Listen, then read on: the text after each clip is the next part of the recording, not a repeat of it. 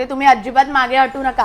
रिडेव्हलपमेंटच्या विषयात ना आपण बोललंच पाहिजे. माझ्या बिल्डिंग मध्ये पण आता मीटिंग चालू आहेत ना, मी हे सगळे मुद्दे मांडते. तुम्हाला सांगते, माझ्या भावाची आता बिल्डिंग बनली. गॅलरीच्या नावाखाली त्यांनी काय दिलंय माहितीये का?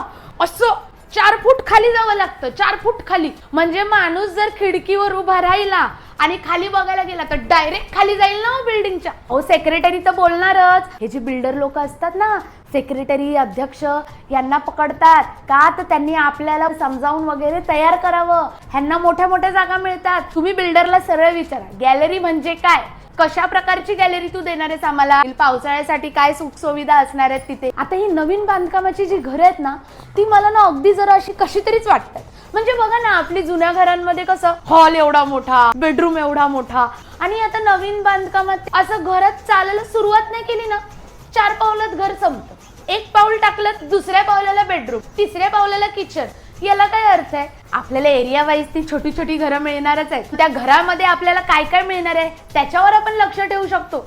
मी सांगते ते मुद्दे लिहून ठेवा. भाऊ आले ना की त्यांना सांगा, त्यांना लगेच माझे मुद्दे पटतील. मला हे सगळं माहिती झालंय. आता मी बाहेर फिरत असते, सगळीकडे विचारपूस करते, त्यांची सेटिंग असते. त्यांना करायचं ते करणारच. आपण आपलं बघितलं पाहिजे ना. ते तर मी तुमच्या सोसायटीत राहत नाही म्हणून, नाही तर मीच मीटिंगला येऊन सगळ्यांना असे असे प्रश्न विचारले असते ना की सळो की पळो झालं असतं त्यांना. आता तुम्ही मला सांगा, आपल्या जागेवर हे लोक बिल्डिंग बांधणार, 100-200 रूम एक्स्ट्रा विकणार, त्याच्यात आपल्याला काही मिळणार आहे का? नाही ना. मग आपण आपल्याला बाल्कनी अशी पाहिजे, आपल्याला हॉल असा पाहिजे, लाइटिंग ही पाहिजे, हे सगळं बनवून मागायचं त्यांच्याकडे. आणि जर नसतील देत ना, ऐकायचंच नाही म्हणायचं. तुम्ही काय करा, तुमच्या मीटिंग मध्ये काय होतंय ते मला सांगा, मी आमच्या इथे काय होतंय ते तुम्हाला सांगेन. चला आता मी निघते. बाकी काय लागलं तर मला फोन करा.